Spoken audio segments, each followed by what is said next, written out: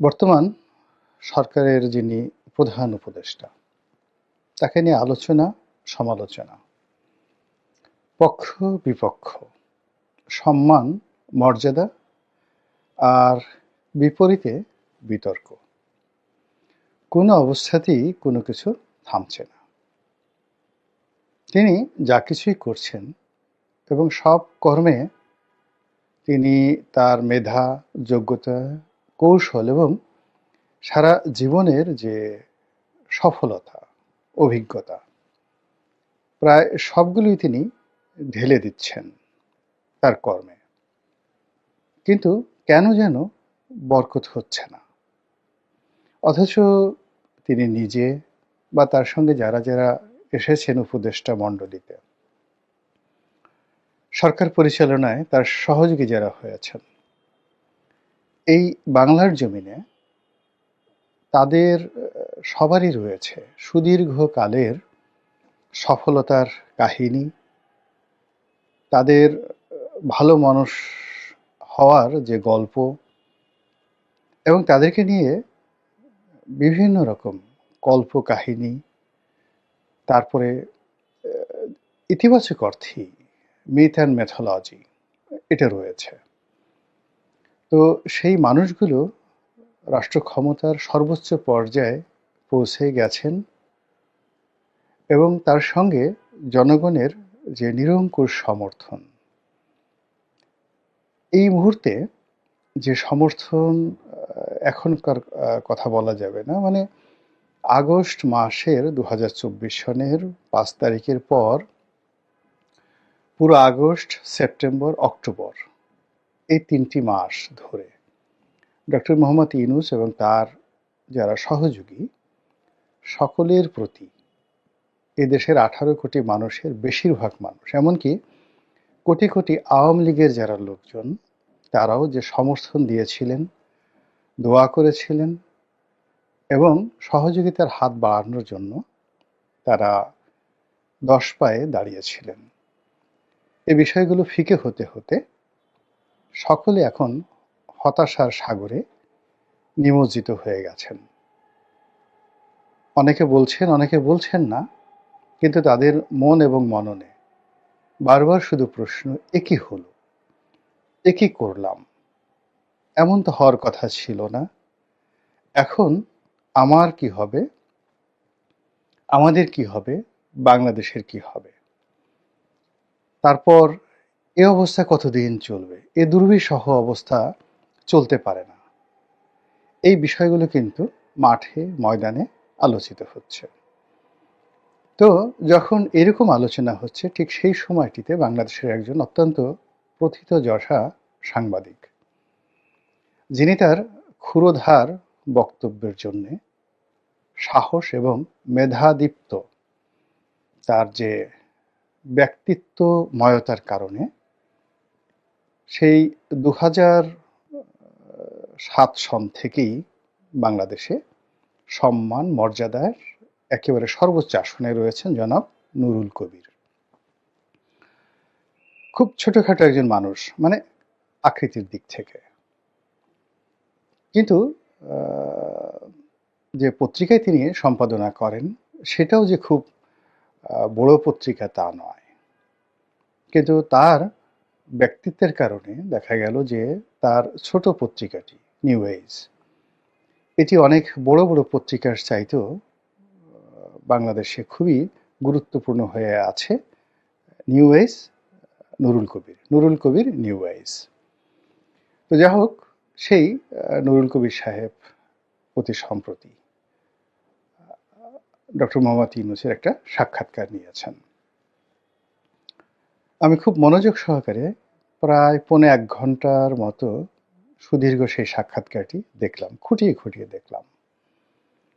এবং যত মনোযোগ সহকারে আমি এই সাক্ষাৎকারটি দেখেছি, গত 2-4-10 বছরে এমন কোনো সিনেমা, নাটক, ইতিহাস, তারপর ডকুমেন্টারি ফিল্ম, কোনো কিছুই আমি আসলে গত 10 বছরে এতটা মনোযোগ সহকারে আমি দেখেছি বলে আমার মনে পড়ে না।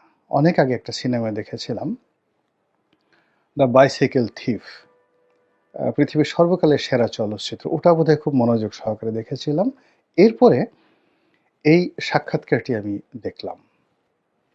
সাক্ষাৎকারটি দেখার পরে আমার যে অনুভূতি, সে অনুভূতি হলো ডক্টর মোহাম্মদ ইউনূস কথা বলতে গিয়ে তিনি জনাব নুরুল কবিরকে হয়তো আন্দাজ করতে পারেননি, বা তিনি সারা জীবন পৃথিবীর বড় বড় সংবাদপত্র, সাংবাদিক তাদেরকে যেভাবে মোকাবেলা করেছেন, কথাবার্তা বলেছেন, বাংলাদেশের প্রথম আলোর মতিউর রহমান, তারপর এরপর মাহফুজ আনাম, ডেইলি স্টার, ওনাদের মতো যারা বাংলাদেশে খুবই প্রথিতযশা এবং সাংবাদিক হিসেবে, সংবাদপত্রের সম্পাদক হিসেবে নুরুল কবির সাহেবের চাইতে অনেক অনেক যাকে বলা হয় আউটওয়ার্ডলি বেশ প্রভাবশালী। কিন্তু ব্যক্তি নুরুল কবিরের সঙ্গে এক টেবিলে বসে নীতি এবং নৈতিকতার কথা বলার মতো বাংলাদেশে যে দ্বিতীয় কোনো লোক সংবাদপত্র জগতে নেই, এই বিষয়টি সম্ভবত ডক্টর মোহাম্মদ ইউনূস আন্দাজ করতে পারেননি। ফলে জনাব নুরুল কবির যে সকল প্রশ্ন করেছেন, সে সকল প্রশ্নে তিনি অনেকটা দেবশিশুর মতো উত্তর দিয়েছেন। উত্তর শুনে মনে হলো যে এর চাইতে সরল স্বগোক্তি আর হয় না, এর চেয়ে ভালো মানুষ আর হয় না। আর নিজের অসহায়তাও, নিজের নির্লোভ মন মানসিকতা, যে তিনি যেখানে আছেন এটা নিয়ে তার কোনো লোভ নেই, লালসা নেই, পারলে তো আজকেই তিনি এই উপদেষ্টার বা প্রধান উপদেষ্টার পদ ছেড়ে তিনি চলে যেতে পারলে বেঁচে যান। এই জগৎটি তার কাছে খুবই আশ্চর্যজনক একটি জগৎ, ক্রিটিক্যাল একটি জগৎ মনে হয়েছে। এবং তিনি যেখানে ছিলেন, অর্থাৎ গ্রামীণ ব্যাংক, তার বিদেশে গিয়ে বিভিন্ন যে বক্তব্য দেন, যেটাকে বলা হয় মোটিভেশনাল স্পিচ, এবং অন্যান্য যে সকল সামাজিক ব্যবসা, 3-0 থিওরি, এগুলো প্রচারণা করাটা তার কাছে মনে হয়েছে আনন্দ ভুবন। তো তার এই সকল বক্তব্য শুনে তার প্রতি অনেকে আবার মোহগ্রস্ত হতে পারেন। সাধারণ যারা শ্রোতা, দর্শক, তারা সঙ্গত কারণেই বিভ্রান্ত হতে পারেন। কিন্তু অবাক করার ব্যাপার হলো যে তার ব্যাপারে যারা সিদ্ধান্ত নেবেন এই বাংলাদেশে, সেটা হলো যাদের বুদ্ধি আছে, যাদের ব্যাসাতি আছে, অর্থাৎ ব্যবসা বাণিজ্য আছে, যাদের ক্ষমতা আছে, লেখাপড়া আছে, এই মানুষগুলো তার এই বক্তব্য শুনে সবাই হতবিহ্বল হয়ে পড়েছেন এবং তাকে একজন খুবই জটিল প্রকৃতির মানুষ, খুবই হিসেবি, এবং তার সম্পর্কে যে কথাবার্তা, চিন্তা চেতনা করার ক্ষেত্রে অত্যন্ত সতর্কতা অবলম্বন করবে আগামী দিনের যে কোনো সিদ্ধান্ত নেওয়ার ক্ষেত্রে দেশের একটা বিশাল শ্রেণীর বুদ্ধিজীবী মানুষ। এর কারণ হলো অতি সরলতা নয়, অতি শিশু সুলভ যে চিন্তা ভাবনা, কর্ম, এটি যাকে বলা হয় স্বাভাবিক নয়। খেলিছ ওই বিশ্ব নিয়ে বিরাট শিশু আনমনে, সেই কবি নজরুল ইসলামের যে গান বিধাতাকে নিয়ে। এই পৃথিবীতে যারা বিধাতার প্রতিটি কর্মকে শিশু সুলভ মনে করেন, বিরাট শিশু মনে করেন, তাদের মতো নির্বোধ আর কেউ নেই, যিনি সারা দুনিয়া ঘুরে বেড়ান। টেকনাফ থেকে তেঁতুলিয়া নয়, ঢাকা থেকে ওয়াশিংটন, ওয়াশিংটন থেকে প্যারিস, প্যারিস থেকে জোহান্সবার্গ, এবং সেখান থেকে দিল্লি, দিল্লি থেকে রিয়াদ, সমস্ত রাজপ্রাসাদ থেকে শুরু করে ওই সকল এলাকার যে সকল ফাইন্যান্সিয়াল ইনস্টিটিউশন এবং যত সব ধুরন্ধর ব্যবসায়ী রয়েছেন এবং যত সব ধুরন্ধর বুদ্ধিজীবী রয়েছেন, তাদের সকলের সঙ্গে যিনি এক টেবিলে বসে তাদেরকে মুগ্ধ করে এসেছেন, সকল ধুরন্ধর মানুষকে যিনি মুগ্ধ করে এসেছেন, সে মানুষটি জীবনে পরিণত বয়সে এসে তিনি যদি বলেন আমি রাজনীতি বুঝি না, প্রশাসন সম্পর্কে আমার কোনো অভিজ্ঞতা নেই, এরপর এখানে যারা রাজনীতিবিদ তাদের আচরণ তার কাছে খুবই আশ্চর্যজনক। তার সামনে এসে তারা মিষ্টি মধুর কথা বলেন এবং পেছনে গিয়ে কেন সবকিছু ভুলে যান, এই বিষয়গুলো তিনি যেভাবে ব্যাখ্যা করেছেন এটি এত চমৎকারভাবে তিনি উপস্থাপন করেছেন, যেটি দেখে মনে হবে যে আমাদের পাক ভারত উপমহাদেশের যারা কিংবদন্তির অভিনেতা সঞ্জীব কুমারের অভিনয় দেখেছেন।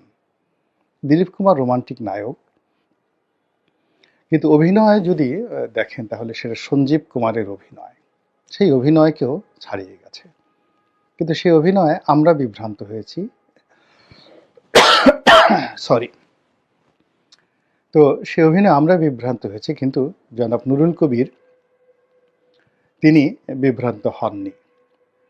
তার এ সকল অদ্ভুত জবাব শুনে, শিশুর মতো জবাব শুনে, ফেরেশতার মতো তার সততা দেখে মনে হয়েছে যে তিনি এতটা তড়িতাহত হয়েছেন জনাব নুরুল কবির, তিনি মুচকি মুচকি হাসার চেষ্টা করেছেন অথচ তিনি হাসেননি।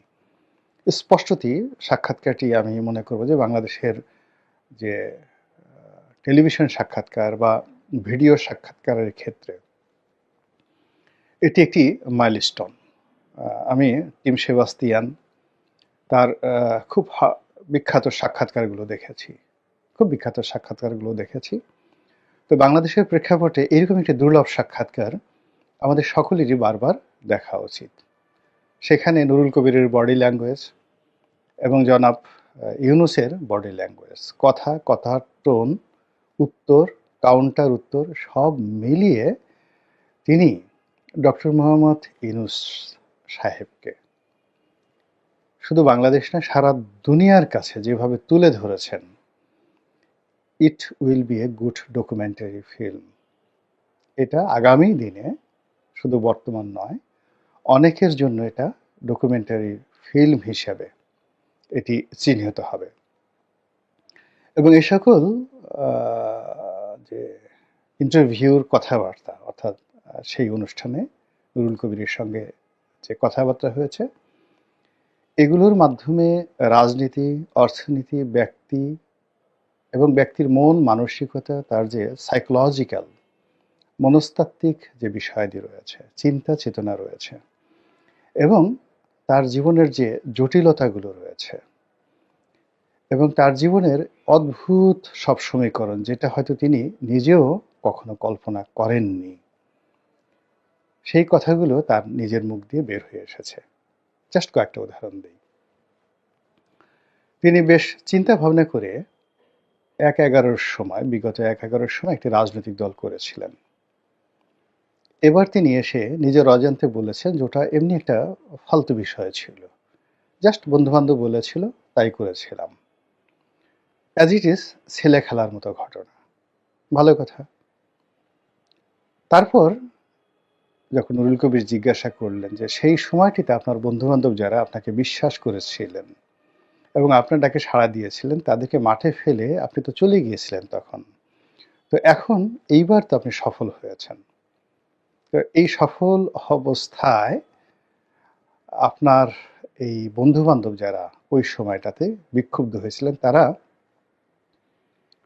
এখন কি খুব খুশি? তারা কি আসেন আপনার কাছে? তো নিজের অজান্তে এখানে তিনি পারেননি। তার যে হিউম্যান সাইকোলজি, তার জ্ঞান, তার গরিমা, তার কৌশল, তার বুদ্ধি, প্রজ্ঞা, মেধা সব কিছু এখানে এসে তার ভিতরের যে অন্তর্নিহিত ইঞ্জিনিয়ারিং রয়েছে সেটি একেবারে খোলাসা হয়ে গেছে। তিনি বলে ফেলেছেন যে তারা কেউ এখন আমাকে সমর্থন করেন না, কেউ আসছেন না এবং কেউ আমাকে বিশ্বাস এখন করেন না এবং তারা মনে করেন যে আমি যে কোনো সময় আবার চলে যেতে পারি, কাজেই আবার আমার সঙ্গে সম্পৃক্ত হয়ে তারা নতুন করে বিপদে পড়তে চান না। তো এইভাবে সরকার নিয়ে উপদেষ্টাদের সঙ্গে তার বিরোধ নিয়ে, তার সহমর্মিতা নিয়ে তার কর্মকাণ্ড নিয়ে, নিজের সফলতা নিয়ে, সরকারের সফলতা নিয়ে, ভবিষ্যৎ নিয়ে তিনি যে সকল কথা বলেছেন, যদি মানুষের মাথায় ন্যূনতম বুদ্ধি থাকে, বোধ থাকে, তাহলে মনে হবে যে বাংলাদেশের সবচেয়ে গুরুত্বপূর্ণ চেয়ারটিতে যে মানুষটিকে বসিয়ে রাখা হয়েছে, এটি এ জাতির সর্বকালের একেবারে নিকৃষ্ট একটি সিদ্ধান্ত। দ্বিতীয়ত, ওই চেয়ারে তিনি যতদিন থাকবেন ততদিন এ জাতি সবচেয়ে একটি ভয়ঙ্কর সময় পার করবে। ধরুন একটা ট্রেন, যিনি ট্রেনটা চালাতে পারেন না, তার হাতে ট্রেনের স্টিয়ারিংটা দিয়ে যদি সেই ট্রেনের যাত্রীরা বসে থাকে, হাজার হাজার যাত্রী বসে থাকে, তাহলে সেই ট্রেনের যে অবস্থা হয় তার চেয়ে কোটি কোটি গুণ ভয়ঙ্কর অবস্থা হয় জাতির যিনি রক্ষক, জাতির যিনি পরিচালক, জাতির যিনি নেতা, যিনি এই দেশ পরিচালনা করবেন, সেই পরিচালকের চেয়ারে যদি এরকম একজন দেবশিশু, এরকম একজন ফেরেশতার মতো পুত পবিত্র লোক বসে থাকেন এবং এইভাবে শিশুর মতো এবং ফেরেশতার মতো সহজ সরল কথাবার্তা বলেন, তাহলে আগামী দিনে কি ধরনের পরিণতি ডেকে আনতে পারে তার কিছু নমুনা গত 4 মাসে আমরা পেয়েছি। আর তার কারণেই জনাব নুরুল কবিরের মতো মানুষ তিনি কখনই এই ধরনের জায়গায় যান না এবং এই ধরনের সাক্ষাৎকার উনি কখনোই নেননি। কোনো ক্ষমতাশালী লোকের সাথে ওনাকে কখনো বৈঠকেও বসতে দেখা যায়নি। তো সেই কাজটি তিনি যখন করেছেন, তার মনে হয়েছে যে কিছু বিষয় আছে জাতির সামনে এখন তুলে ধরা উচিত, সেটাই তিনি করেছেন। আপনারা যারা এখনো আবেগে গদগদ হয়ে আছেন, তারা এই সাক্ষাৎকারটি দেখতে পারেন এবং বিশ্লেষণ করতে পারেন। আল্লাহ আমাদের সবাইকে হেদায়েত দান করুন এবং হেফাজত করুন।